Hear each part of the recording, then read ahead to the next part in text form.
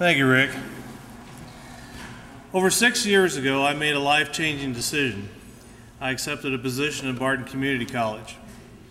I've had many life-changing decisions. A few of them I'm going to tell you about throughout this speech, but at Barton Community College, I've been blessed to have met and taught many motivated individuals throughout my short tenure at Barton Community College.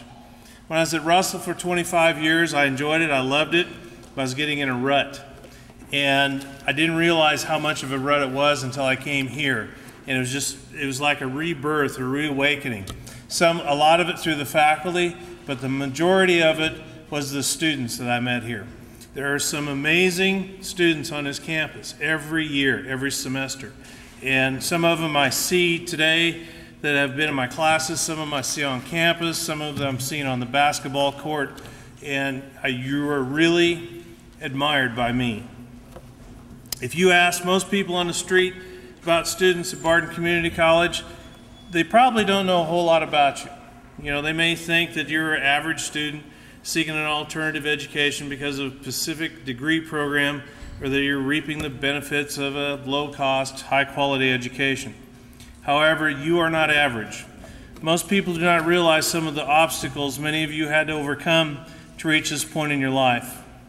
I'm always amazed at the students that I have taught at Barton that have obstacles in their life that would defeat the life dreams of many.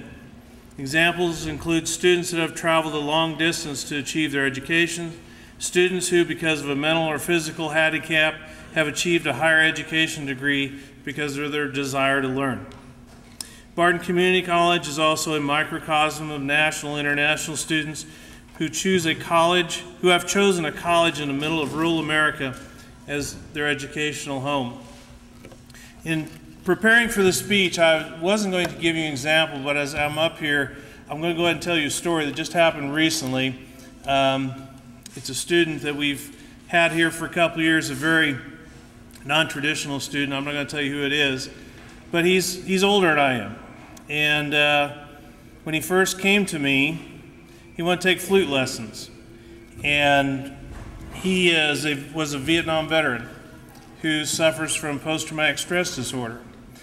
Our first lesson, he told me it took everything in his being to even get out of the house because what he called hunkering down. He was afraid of people. When he'd go to Walmart, he would walk along the walls so that no one would be behind his back. He told me in his first flute lesson, I'm not exaggerating, he says, I'm heavily medicated. If I wasn't medicated, I'd probably kill you.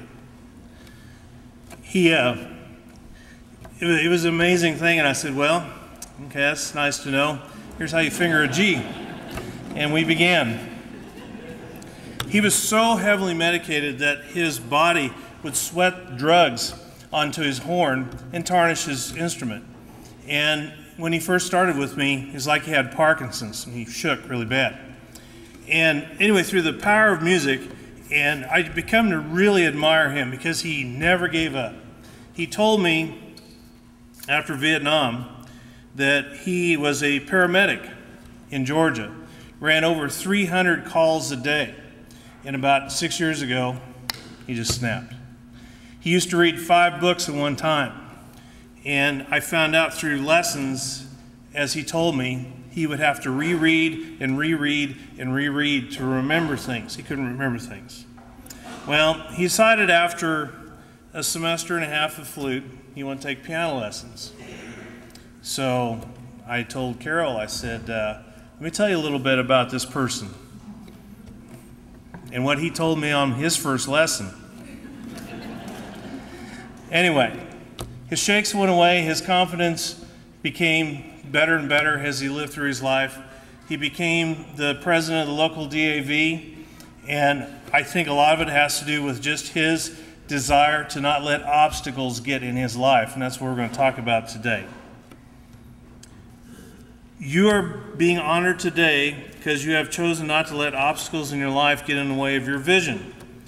If we choose to see challenges as obstacles, then challenges we face will be viewed as problems.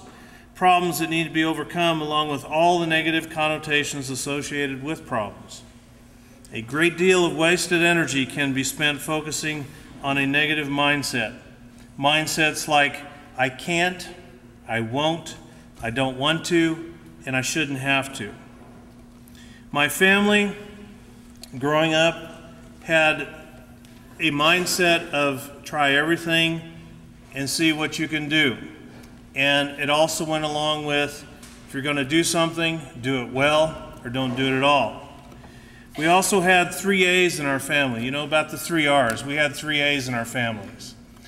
All of my cousins are either athletes, academic scholarships, scholars, or musicians.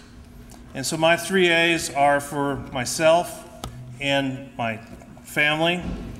Is academics is for the mind, athletics is for the body, and the arts are for the soul. Barton Community College is a magical place. We do face obstacles, however. I suppose it's like a day at the beach, magical and amazing. But then there's also the sunburn, the scratchy sand in your bathing suit, hot sand, and perhaps even a stomach that may be looking less like a six-pack than we desire. We can look for the obstacles and it will spoil our day at the beach, or we can look for the stepping stones and achieve our goals. At Barton Community College, the faculty, staff, and students are fantastic. Fantastic yet diverse. We have a kaleidoscope of people in so many different ways. I see that diversity as a stepping stone. You, as a student at Barton Community College, chose to see challenges as stepping stones. Opportunities that you have encountered along the way for you to use so that you can achieve more, develop further, and ultimately achieve your goal. The stepping stones of Barton Community College are here. Your results attest to this. You're sitting here today. Your work ethic confirms this, and your vision underpins this. Many of you have inspired me to strive to be a better teacher and a better individual. You may not know it. You may have never been in one of my classes, but your actions and attitude on campus about life precede you. My personal belief and opinion that most people do not realize they have an effect on your outlook for the day, no matter how brief an interpersonal encounter. One of my many memorable students that I have taught at Barton always called me teacher in class. She stayed after class one day to ask me a question. After we ended our discussion, I said, you know, you can call me Mr. Lueth if you wish. I was assuming that she couldn't remember my name or something. I didn't know what it was, but it was just making me uncomfortable. Every time in class, she would call me teacher. And she goes, oh no, where I'm from, we never address you by your name. I call you teacher out of respect. It took me a little bit of time to realize the profound thing she had said. The only other reference I could think of personally where the word teacher is used in a reference of respect is Jesus Christ. That's quite a humble comparison. That young student changed my attitude that day and always remains in the back of my mind and how important the job is that I do. She reminded me of my teacher that changed my life because of her love of students and music. She was my elementary music teacher when I thought music was the dumbest class I'd ever heard of. Seriously. You remember you used to get S's and U's in grade school? I had a running streak of U's in music from the 1st to the 4th grade.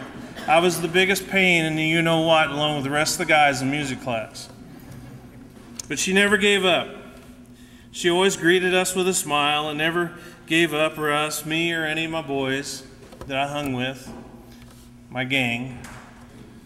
Even though I despised her greatly in the 4th grade when I had to play a flutophone duet with one of the girls in my class that I just absolutely despised. She eventually became my band teacher and my piano teacher. She became my piano teacher after a year of negotiating with my parents because my mother said, why should we give you piano lessons when you can't behave in class and get U's in class? But I eventually won my parents over, and she won me over when she introduced me to classical music in 7th grade. She scolded me in high school when I started playing that evil rock and roll music, which I still do today. My philosophy is, if Mick Jagger can do it when he's 65, I'm going to keep doing it till he rolls off. So, man. She kept track of me when I was in college and always asked my dad how I was doing. She was a positive influence and still continues to be an influence in my life, even though she's retired and she's in a rest home. I probably put her there.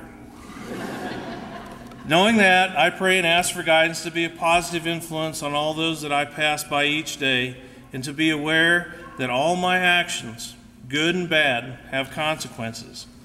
I pray to be selfless so that when someone is in need of help, I can be available or just offer a smile and a kind word. However, I am not perfect. I have my days as well as my good, as Joanne Stacy will attest to, who's about to sing here in a little bit. I will keep working on that. We are all human. We are not perfect. We all have our moments. In conclusion, always look forward.